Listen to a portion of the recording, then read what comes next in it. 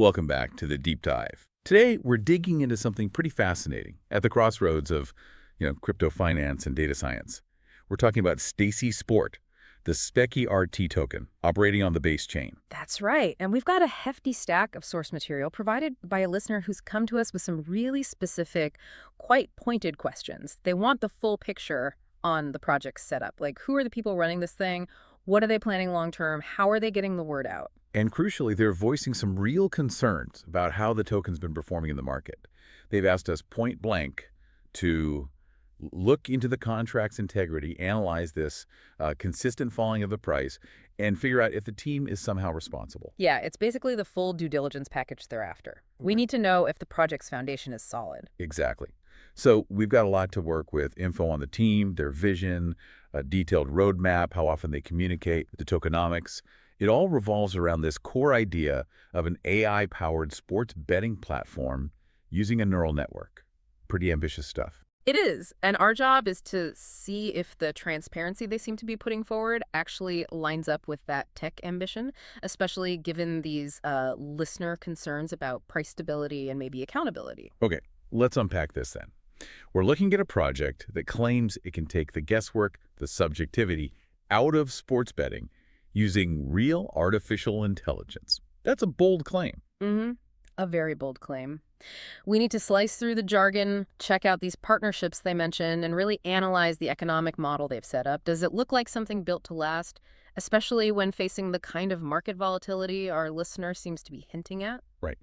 Let's start at the beginning, the foundation. Okay. So Staicy Sport officially launched back in April 2025. Its whole identity is built around being this AI-powered sports betting analyst platform. Analyst platform, not just a betting site itself. Exactly. The goal isn't just placing bets. It's about giving users access to, well, what they claim is professional-grade analysis driven by machine learning. They want to move away from the old subjective ways of picking winners. So like having a quant analyst for sports, but for the average person, using AI to find the edge. That's the pitch, yeah. Democratizing that high-level insight. Now, looking at the source docs, the first thing that jumps out is the emphasis on structure. They say they're U.S.-based, teams diverse, experienced professionals, standard stuff. Okay. But then you look at the actual team roster they provide, and it's unusual for a crypto project, especially one relatively new on a chain-like base. How so? What are we seeing? Instead of, maybe a couple of key figures or anonymous devs, they list a full slate of 9 named chief officers or co-founders. 9. Wow. Yeah. That's a lot of chiefs right out of the gate. It is, and it immediately brings up this kind of tension, right? In crypto, a huge C-suite like that might make you think, okay, is this top-heavy, bureaucratic, slow? Yeah. Overhead concerns, decision paralysis. Exactly, but then you flip it. In the world, they're adjacent to sports analytics, maybe finance, having that kind of defined structure, a CIO, CFO, CTO, that can signal legitimacy. It can build trust, especially if they're aiming for partnerships or institutional interests down the line. So it's a double-edged sword, Right. potentially. Who's actually on this list? Does it feel like a real corporate structure or more like Web3 titles? It's a mix, and that's what's fascinating. Let's run through them. You've got R. Roby as CIO, Chief Information Officer, who apparently goes by Ryan on Telegram. Okay, fairly standard. Then Jay Ribble, CXO, Chief Experience Officer. His handle is The Sports Dig. The Sports Deegan. Okay, that's a bit more crypto-native sounding. Right. Then Jay Blackmon, CFO, Chief Financial Officer, known as Humble Jay on Telegram. Jay Spouse, Chief Networking Officer, handle is Jesse. Humble J, the CFO. All right. Then you get into the more technical side. Teen Nguyen, CDO Chief Data Officer Tony Nguyen on Telegram. Sure. And N. McCosker, CTO Chief Technology Officer, handle N. McKee. These roles are obviously crucial for the whole AI promise. Makes sense. Data and tech leads. And then the final group is unique. You have someone listed as Dr. Evil of Crypto as the CMO Chief Marketing Officer. Dr. Evil. Seriously? Yep. Marty McDonald as CGO Chief Growth Officer. Well, And Travis Wright as Chief Innovations Officer, another CIO, interestingly. Wow. Okay, so 9 people, distinct roles, mixing standard corporate titles with these very online pseudonymous handles like the Sports Deegan and Dr. Evil of Crypto. What's the strategy there, do you think? Well, it seems like a calculated blend. The formal titles CFO, CTO, CDO, they project seriousness, operational rigor. It says, hey, we manage our finances, our tech, our data properly, addresses potential partners or more traditional users. Like credibility play. But The Telegram handles, even the wild ones like Dr. Evil, that's the community-facing side. It gives people specific points of contact, even if pseudonymous. You know who to ping about the user experience, the sports deacon, or marketing Dr. Evil, apparently. So it's a kind of pseudonymous transparency. You know the role, you have a contact, even if you don't have a government name for everyone. Exactly. It offers a specific type of accountability common in crypto. And frankly, listing out 9 distinct leadership roles like this directly answers that listener question about who's behind the team. It suggests they've prioritized building a robust organizational framework from the start, even if it looks a bit crowded. Okay, it's definitely a unique approach to team structure. Let's move on to the core of the project, the technology itself. They're talking cutting-edge, real AI on a neural network.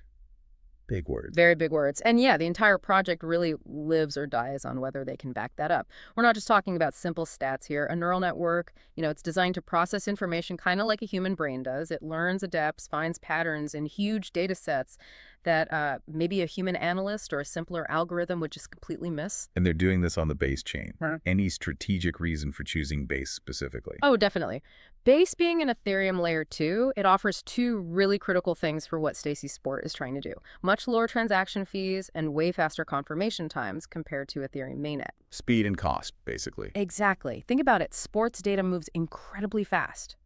Bets need to be informed by real-time insights. If users are constantly hitting the dashboard, interacting, maybe making microtransactions related to getting picks, you just can't have high gas fees and slow speeds. Base provides that necessary efficiency to make this kind of high-frequency AI analysis actually viable for users. Okay, that makes sense. The infrastructure choice supports the core product idea, but still, that promise of unprecedented accuracy is huge. How do we know it's not just marketing fluff in the white paper? Do the sources offer any validation? They do, and it comes mainly through their partnerships. The first one they highlight is with a group called Eagle AI Labs. Eagle AI Labs. Yeah. Staicy Sport explicitly states they're working with Eagle AI Labs to power their prediction models. Their stated joint goal is ambitious: create the most accurate sports betting prediction model ever developed. So it's not just an internal claim. They're tying their tech cred to an external specialized partner. Okay, so that adds a layer of validation. Yeah. But you mentioned another one. Yes, and this one is frankly a much bigger deal in terms of external validation. They've been accepted into the NVIDIA Inception program. NVIDIA, the chip company. What does that mean, being in their Inception program? It's hugely significant. NVIDIA Inception isn't just some mailing list. It's a highly selective, prestigious program specifically designed to nurture and accelerate the world's most promising AI startups. So getting in is like a stamp of approval from a tech giant. Pretty much, yeah. Acceptance implies a couple of key things. First, it suggests that NVIDIA's own experts likely reviewed Staicy Sport's technical approach, their neural network architecture, and saw something innovative and credible there. It's a powerful third-party endorsement of their core tech claims. Yeah, that's strong. What else? Second, and maybe even more practically important, is access. Developing and training the kind of complex neural network needed to analyze massive amounts of live sports data, that takes immense computational power. We're talking serious GPU horsepower. Right, the kind of hardware NVIDIA specializes in. Exactly. Being part of the Inception program often translates to getting access to high-end GPUs, potentially technical support or mentorship from NVIDIA engineers, specialized resources. It basically confirms that their AI ambitions aren't just theoretical. They have the backing and potentially the hardware access needed to actually build and run this sophisticated system. So if you, the listener, were worried the AI was just a fancy spreadsheet, this NVIDIA partnership basically says, nope, this is the real deal, complex enough to need serious top-tier computing resources. It really bolsters the technical integrity argument. Precisely. It adds a very significant layer of credibility to their technological claims. All right, so the tech seems to have some serious backing. But integrity isn't just about tech, it's about follow-through. This brings us right back to the listener's concern about future goals and whether the white paper actually lays out a clear plan. And on that front, the sources are quite detailed. They provide a very aggressive, very specific 4-quarter roadmap just for 2025. You can really view this roadmap as the team's public commitment, their contract with the community about what they plan to deliver and when. Aggressive and detailed. Let's break that down. What did Q1 look like, the kickoff strategy phase? Right. And the sources mark these as completed milestones. Q1 was all about laying the groundwork. Things like launching the initial website and light paper, cementing that crucial partnership with Eagle AI Labs we just talked about. Getting the basics in place. Yeah, plus launching their marketing efforts, revealing the plans for staking the SciSport token, outlining the different membership tiers, which we'll definitely need to unpack later, and announcing partnerships with actual betting platforms like Cloudbet and Bovada. So connecting with the real-world betting ecosystem early on. Exactly. And critically, Q1 included the Pink Sale token sale. The sources state it was successful and sold out. Pink Sale, that's a decentralized launchpad, right? Helps with initial funding and token distribution. Correct. A sellout there indicates there was strong initial interest and belief from the community, and importantly, it provided the project with the initial liquidity it needed to get rolling on an exchange like Uniswap. Okay, so Q1 laid the foundation. What about Q2, the starting lineup phase? But this would be more recent or even ongoing, right? Yes. Q2 shifted the focus towards getting the product out there and accessible. This phase included the actual launch on Uniswap, getting the token tradable, and the first version of their core product, the Dashboard V1, went live. The first glimpse of the actual AI analysis tool. Right. They also introduced something called Staicy Sweepstakes, presumably for community engagement. And importantly, they launched Stacey's Picks, but focused specifically on Major League Baseball initially. MLB, why start there? Well, think about MLB. Tons of games every single day during the season, relatively stable rules, and a massive amount of publicly available historical and real-time data. It's actually a perfect structured environment to test, train, and refine early-stage prediction model before expanding to more complex sports. Smart. A good testing ground. What else in Q2? Some key features debuted. Parlays on demand was one. Parlays are those multi-leg bets, high risk, high reward, offering AI-driven parlay suggestions on demand. That shows they're trying to integrate the AI into more complex betting strategies right away. Not just simple win-loss predictions. Exactly. They also launched Stacey Live V1, suggesting some kind of real-time data or interaction feature. And maybe most importantly for adoption, Q2 included support for both fiat currency users and SOFORT token users, building that bridge between the crypto world and traditional bettors. That fiat on-ramp is critical if they want mainstream reach. Okay, so that leads us to Q3, the playoff push. What's the focus here? Scaling both the technology and the user base. Q3 plans included expanding the AI's capabilities to cover soccer picks, a huge global market. Launching a Telegram bot, likely for quicker access to picks or data. Makes sense. Telegram is big in crypto. And crucially, they set a specific user target for Q3. 500-plus dashboard users. This is a key performance indicator, right? A measurable goal for adoption. Absolutely. Any major new features planned for Q3? Two potentially huge ones are mentioned. A bet mirroring feature and the launch of something called Neural Bet. Bet mirroring. Yeah. Like copy trading. Following the AI's bets or maybe top users' bets automatically. That seems the likely interpretation, yeah. A social betting component. And Neural Bet. Well, the name suggests it's the branded output of their core neural network technology, maybe a specific refined betting system or signal set derived from the AI's deeper analysis. Interesting. So more advanced products rolling out. Right. Q3 also plans to add major U.S. sports, NFL, and college football just in time for their seasons. Plus, refining the platform with Dashboard V3 and setting a higher user target, hitting 1,500 dashboard users. That's a significant jump from 500. Ambitious growth. Very. And that leads into Q4, the victory lap. This is about max expansion and solidifying the community. What does max expansion look like? Adding even more major sports. NBA and college basketball, NHL hockey, and UFC MMA. Basically covering almost every significant betting market you can think of. So becoming a truly comprehensive analysis tool. That seems to be the goal. Q4 also includes Stacey Live V3 and Dashboard V4, suggesting ongoing iteration and improvement, and another big user target jump, scaling to 3,000 dashboard users. 3,000 users by year end. That's the target. Yes. And the final item listed for Q4 is a community meetup event, which is, a nice touch for building loyalty and engagement. Okay, looking at this whole roadmap, the level of detail is pretty striking. Sport-by-sport rollouts, dashboard version numbers, specific user count targets. This directly addresses that listener question about future goals and white paper clarity, wouldn't you say? Absolutely. It shows a clear, phased, and quantifiable plan. It's not vague promises. It's a detailed execution strategy laid out publicly. Whether they hit all these targets is another question, but the transparency of the plan itself is notable. Right. Having a plan is one thing. Communicating and keeping the community engaged is another. How are they doing on that front? Project promotion, social media? Well, the sources indicate they're quite active, particularly on X, formerly Twitter, using the handle at Staicy Sport. And, X pretty much the main hub for crypto and sports betting chatter, so that's the right place to be.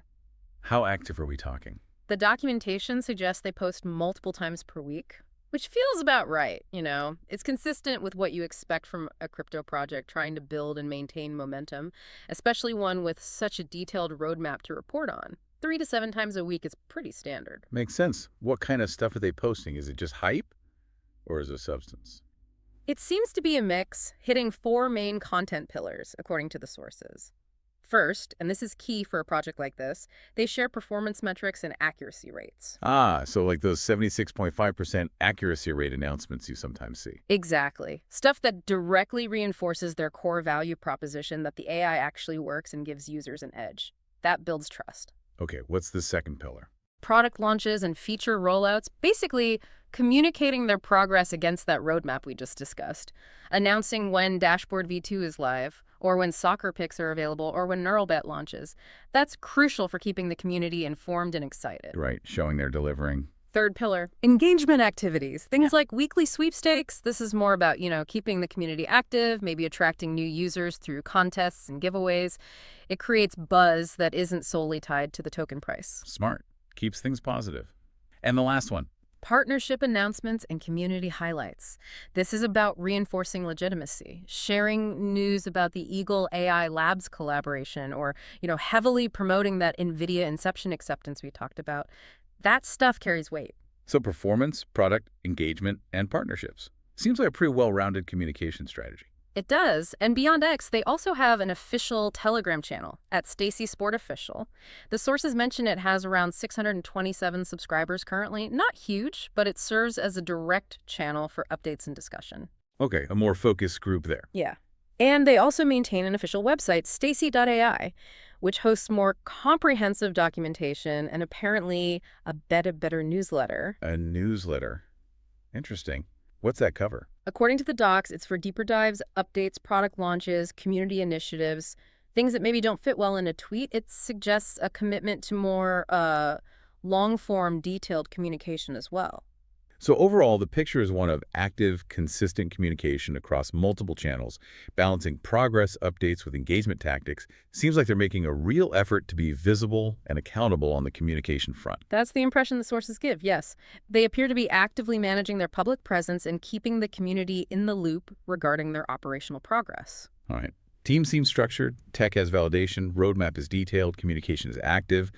Now we get to the really thorny part, especially given the listeners' concerns, the economics. The C4A token itself. Why does it exist? Why should anyone hold it? This ties directly into that price question. Absolutely. The SoState token isn't just incidental, it's positioned as the mandatory key to unlock the core value of the platform. Its utility is deeply integrated into the ecosystem. Okay, let's get specific. What are the token specs? Max supply is set at 105 million Sulfurata tokens. A significant chunk, 65%, was allocated to the community, which is generally seen as a positive sign for decentralization. 105 million max supply.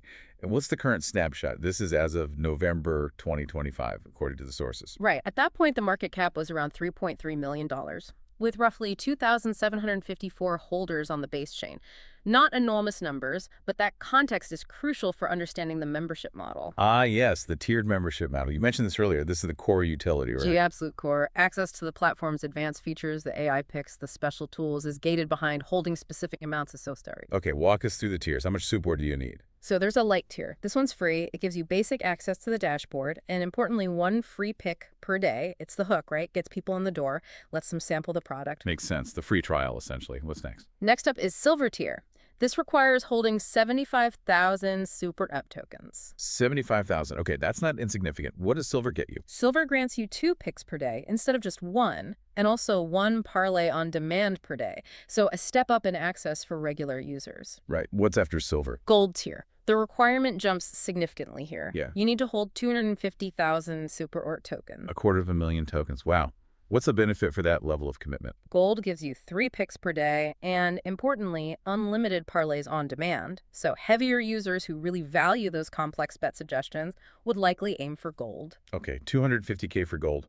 What's the top tier? There's a platinum, right? Yes, platinum tier. And this is where the tokenomics get really, really aggressive. To reach platinum, you need to hold 500,000 super orc tokens. Half a million tokens just to access the top tier. Yeah. 500,000 Sam Sporte. And the utility granted is, as you'd expect, the most exclusive package. Platinum members get all available picks from the AI, unlimited parlays, exclusive access to something called Staicy GPT. Staicy GPT, like a specialized AI chatbot for betting insights. That's the likely implication, yeah. Plus, access to Staicy Live, presumably the most advanced version, access to an MVP chat, maybe a private group for top holders, and eligibility for drawings for things like finals tickets. It's the full premium experience. Okay, 500,000 tokens is a massive requirement. Let's do some quick math here based on the numbers you gave earlier. Max supply is 105 million tokens.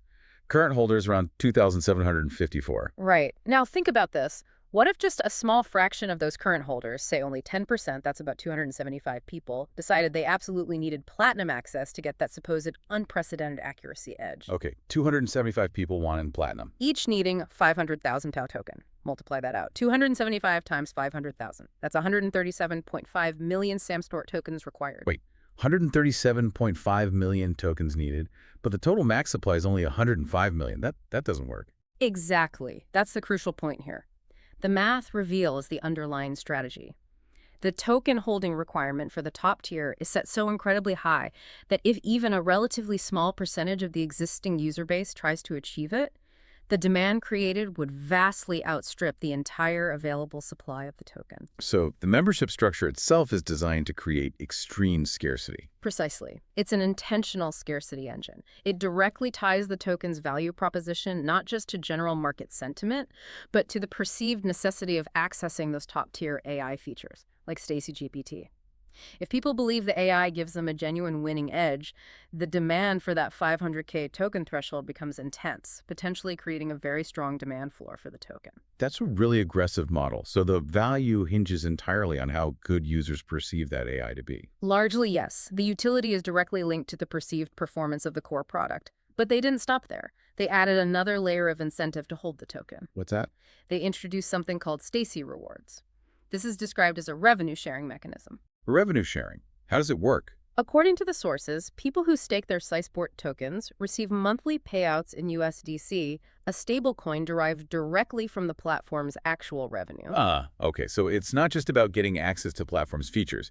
By staking Cysport, you actually get a share of the profits the platform generates, paid out in stable dollars. Exactly. This adds a completely different dimension to holding the token.